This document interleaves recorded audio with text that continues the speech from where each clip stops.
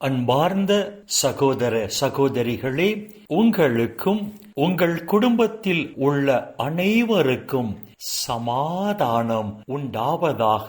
ஆமேன். அன்பார்ந்த சகோதர சகோதரிகளே, இன்றைய நாளின் தியானத்திற்காக நாம் எடுத்துக்கொண்ட இறை வார்த்தை புனித பவுல் கொரிந்தியருக்கு எழுதிய முதல் திருமுகம் 10ஆம் அதிகாரம் 13வது இறை வார்த்தை. உங்களுக்கு ஏற்படுகின்ற சோதனை பொதுவாக மனிதருக்கு ஏற்படும் சோதனையே அன்றி வேறு அல்ல.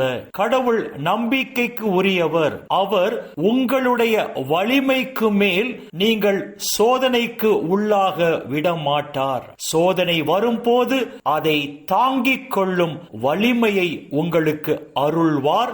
அதிலிருந்து விடுபட வழி செய்வார் என்று புனித பவுல் இங்கு எழுதுகிறார். சோதனை நாட்களில் சோர்ந்து போகாமல், மனம் தளர்ந்து போகாமல், மனம் உடைந்து போகாமல், கடவுள் மீது அசைக்க முடியாத ஆழ்ந்த உறுதியான நம்பிக்கை கொண்டு நாம் வாழும் போது கடவுள் அந்த சோதனையை தாங்கிக் கொள்ள ஆற்றலை தருவார். அந்த சோதனையில் இருந்து நாம் தப்பிச் செல்ல நமக்கு வழி செய்வார் என்று புனித பவுல் இந்த இறை வார்த்தைகள் வாயிலாக சொல்லுகிறார். கடவுள் யாரை சோதிக்கிறார்? தான் சொந்த பிள்ளைகளாக தெரிந்து கொண்ட தன் மக்களை கடவுள் சோதிக்கிறார். கடவுள் ஏன் அவர்களை சோதிக்கிறார்? தன் சொந்த பிள்ளைகளாக தெரிந்து கொண்ட தன் மக்கள் நிறைவான ஆசீரை பெற்று இந்த உலகில் மன நிறைவோடு மன மகிழ்ச்சியோடு வாழ வேண்டும் என்று விரும்புகிற கடவுள் தான் அவர்களுக்கு கொடுக்க போகிற ஆசீரை பெற்றுக்கொள்ள அவர்கள்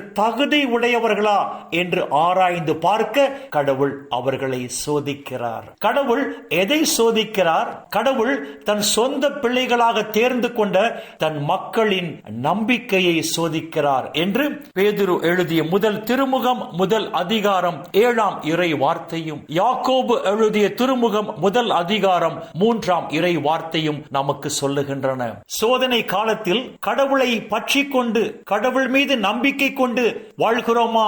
நம் உள்ளம் கடவுள் மீது நம்பிக்கை கொண்டு வாழ்கிறதா என்று நம் உள்ளத்தை சோதித்து பார்க்க, உள்ளத்தின் நம்பிக்கையை சோதித்து பார்க்க கடவுள் சோதனைகளை அனுமதிக்கிறார் என்று நீதிமொழிகளின் புத்தகம் 17ஆம் அதிகாரம் 3ஆம் இறை வார்த்தை நமக்கு சொல்லுகிறது. அன்பார்ந்த சகோதர சகோதரிகளே, ஒரு உண்மையை நாம் புரிந்து கொள்ள வேண்டும். கடவுள் நம் வாழ்வில் சோதனைகளை அனுமதிக்கிறார் என்று சொன்னால் அந்த சோதனைக்கு பின் கடவுள் எனக்கு ஒரு பெரிய ஆசீரை வைத்திருக்கிறார் என்பதை நாம் ஒரு நாளும் மறந்து போகக்கூடாது. கடவுள் தன் சொந்த பிள்ளையாக தெரிந்து கொண்ட யோசேப்பை கடவுள் எகிப்தின் அதிபராக ஆக்க வேண்டும் என்று விரும்புகிறார். யோசேப்பு இந்த ஆசீருக்கு தகுதி உடையவரா என்று ஆராய்ந்து பார்க்க கடவுள் யோசேப்பை சோதிக்கிறார். யோசேப்பை சிறுமைப்படுத்தி எகிப்தில் அடிமையாக வாழும்படி செய்கிறார். செய்யாத குற்றத்திற்காக யோசேப்பு சிறை தண்டனையை ஏற்றுக்கொள்ளுகிறார். இந்த சோதனை காலத்தில்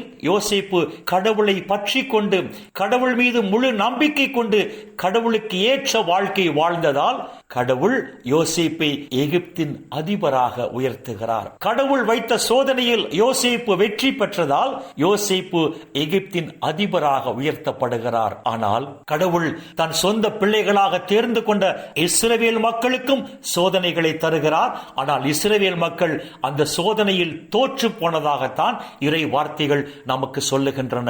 இணை சட்டம் 8ஆம் அதிகாரம் 15-16 இறை வார்த்தைகள் இவ்வாறு சொல்லுகின்றன. பிற்காலத்தில் அவர்களுக்கு கிடைக்க போகிற பெரிய நன்மைக்காக கடவுள் அவர்களை சோதித்தார் என்று அந்த இறை வார்த்தைகள் சொல்லுகின்றன.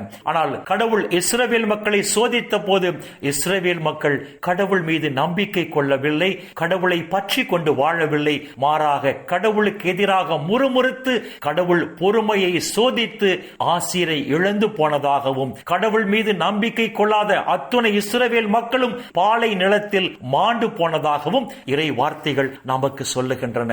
அன்பார்ந்த சகோதர சகோதரிகளே, நம்முடைய வாழ்க்கையில் கடவுள் சோதனைகளை அனுமதிக்கும் போது அந்த சோதனை காலத்தில் கடவுளை முழுமையாக பற்றி கொண்டு கடவுள் மீது முழு நம்பிக்கை கொண்டு வாழ்வோம். இந்த சோதனை காலத்தில் கடவுள் என்னை கைவிட மாட்டார். இந்த சோதனை காலத்தில் கடவுள் என்னை கரம் பற்றி வழிநடத்தி செல்லுவார்.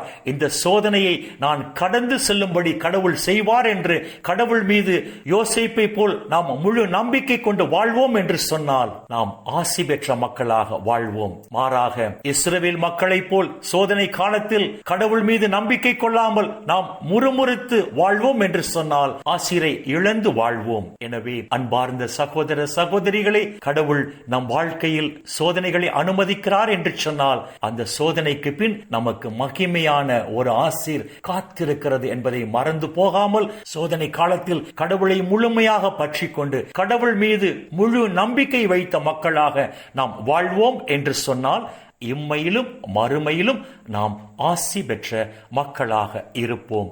இந்த இறை சிந்தனைகளோடு நாம் ஜெபத்திற்குள் கடந்து செல்வோம். எங்களை நேசிக்கிற நல்ல பிதாவே, அப்பா, இந்த உலகில் இன்னும் ஒரு நாளை நீர் எங்களுக்கு சேர்த்து தந்த உம்முடைய கிருபைக்கு நன்றி சொல்லுகிறோம். சோதனை காலத்தில் இஸ்ரவேல் மக்களைப் போல் முறுமுறுத்து ஆசீரை இழந்து போகாமல் சோதனை காலத்தில் யோசேப்பை போல் உம்மீது முழுமையான நம்பிக்கை கொண்டு வாழும் போது நாங்கள் ஆசி பெற்ற மக்களாக வாழ்வோம் என்று சொல்லி உம்முடைய உயிருள்ள வார்த்தைகள் வாயிலாக எங்களுக்கு எடுத்து சொன்னீரே.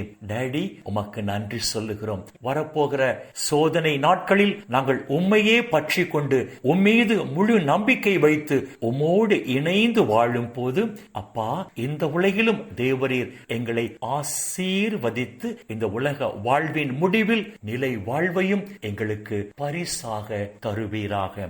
அப்பா பிதாவே, இந்த இறை செய்தியை கேட்கிற எல்லா மக்களையும் அவர்கள் குடும்பங்களையும் விண்ணக ஒளி பீடத்திலிருந்து தேவரீர் நிறைவாக ஆசீர்வதிப்பீராக.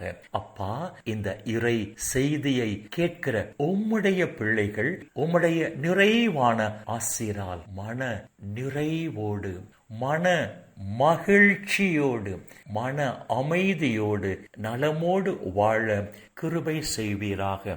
இயேசுவின் பரிசுத்த நாமத்தில் செபிக்கிறோம் நல்ல பிதாவே.